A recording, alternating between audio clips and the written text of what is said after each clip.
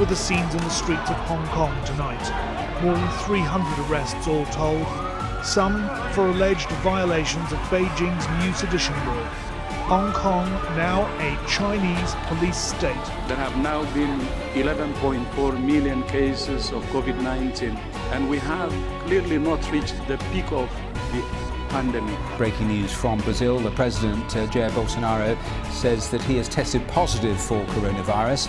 Bolsonaro has long played down the danger of COVID-19, saying it's like a little flu. When you do testing to that extent, you're going to find more people, you're going to find more cases. So I said to my people, slow the testing down, please. Let's take a test right now. Incidentally, I took the test too when I heard that you passed it. And there's a picture and it says, what's that? And it's an element. There are those that say, you can test too much. You do know that. Who says that? Oh, just read the manuals, read the books. Manuals? Read the books. Manuals? Read the books. What books?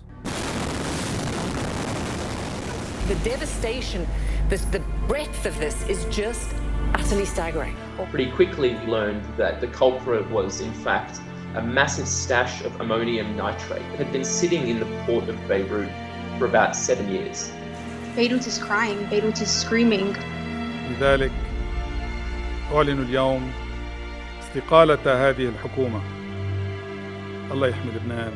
New Zealand's Prime Minister Jacinda Ardern has postponed the country's general election by a month. I do need to provide a sense of comfort to voters that this will be a safe election. These were problems that were staring the government in the face for months, and the government has been slow and incompetent throughout the whole process. Are you ready for a Kanye West White House? Here's what Yeezy tweeted yesterday, quote, "We must now realize the promise of America by trusting God, unifying our vision and building our future."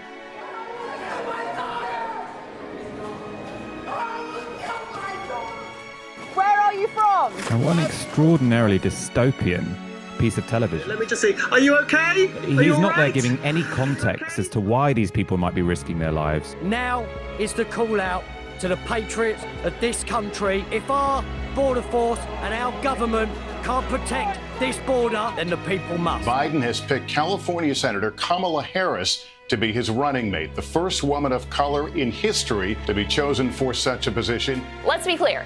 There is not one single person who was on the fence about Biden and is now going to vote for him because Harris is on the ticket. He's a Trojan horse with Bernie, AOC, Pelosi, Black Lives Matter. If we all vote, there is nothing Facebook, Fox News, and Vladimir Putin can do to stop us. People are losing their homes and their jobs and their health care, and all you have to say is, I'm going to make sure you still have a house and a job and health care.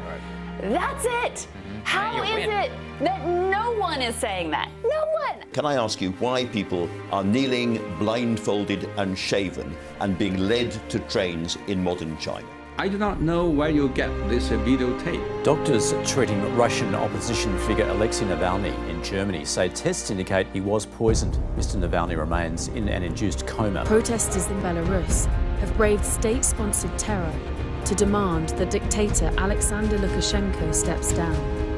Thousands of miles away in far eastern Russia, protesters have also been on the street for weeks. This bill speaks of a government, a prime minister that is casual, not to say cavalier, and reckless.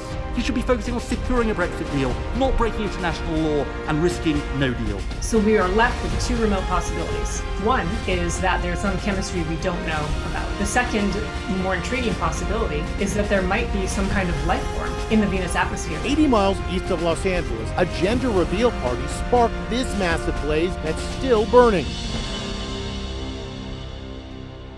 As we come on the air tonight, more than 200,000 people in the U.S. have now been killed by the virus. 200,000 deaths from the virus. 200 million people have died. I wanted to always play it down. I still like playing it down because I don't want to create a panic. U.S. Supreme Court Justice Ruth Bader Ginsburg died yesterday after complications from pancreatic cancer. She was 87 years old.